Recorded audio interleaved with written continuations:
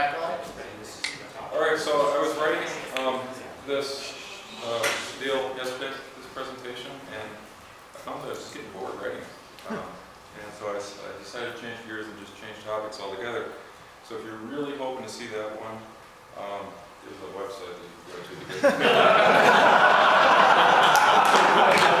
So I tried to do something that I was real passionate about, something that I really love. It's actually related. It's the reason that I own a gun, probably the only reason I own a gun. It's pursuing this game bird called Bonasa Umbellus, and that's my name. So this is a ruffed grouse, Bonasa Umbellus. Some people call it Bonasa, which means tastes good in heaven. This is, we don't know if this is a male or female, but we know that it's early in the season because it still has its summer plumage, right?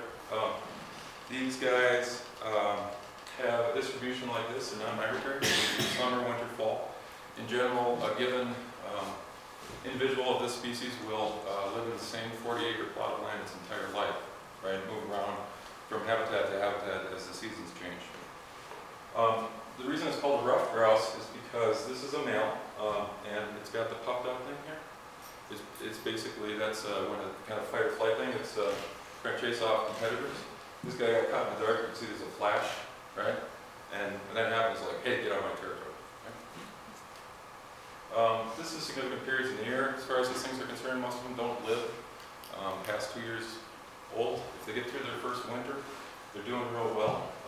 Right now is when the mating season begins. And so when the snow melts off, the males, individuals, they choose a log or something to stand on. And then they have this behavior where they try to attract females.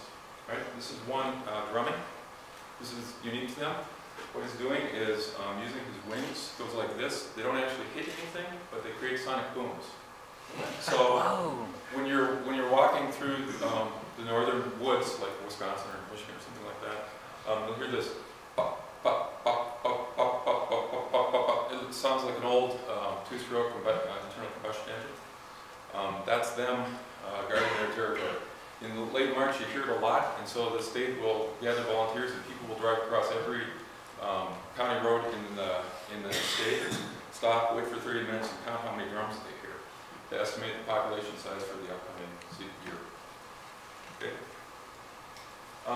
These things, their preferred habitat is what's called upland early successional forest. Okay, so what that means is this forest here in this picture is not prime habitat, but it is upland, it's sufficient probably. This is probably about 12 years old. Grouse hunters really love lumber companies because lumber companies kind of do what fires used to do, and they clear cut area.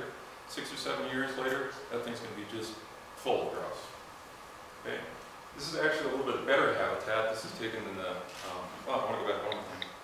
So the reason I love this so much is if you're a hiker, you probably have this experience as well, but it's a real spiritual experience for me to go through the trails like this during the fall hunting, quote unquote. It's really just searching more than anything else.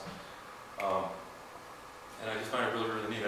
On a good day, since they are so sparsely populated, you might walk 10, 15, 20 miles, right, to get into enough habitat to actually find enough of these things. Okay, these are alders. It's taken in the summer. This is the kind of stuff that you usually find them in. And there's this inverse correlation between where they are and how easy it is to get there, right? They love cover. They like to hide. And then, of course, the slang for a grouse is partridge. You know, you go partridge hunting. And so if you ever see like a fruit tree, like a wild pear tree or crab apple tree, something like that, keep your finger on your safety because good chance when you shoot, you know it's fun. Okay, so here's the least likely scenario. You got to get across a lot of land. Oh boy. And so sometimes we'll be standing on the road. More likely they're hidden like this. This one's backed up against the rock, which is why you don't got to take a picture of it at all. Just gonna, and if you're real lucky, you actually get to see them fly. Usually they fly straight into cover. At up to 30 miles an hour, they go to 0 to 35 in under a second. Right into cover, right? They're very agile.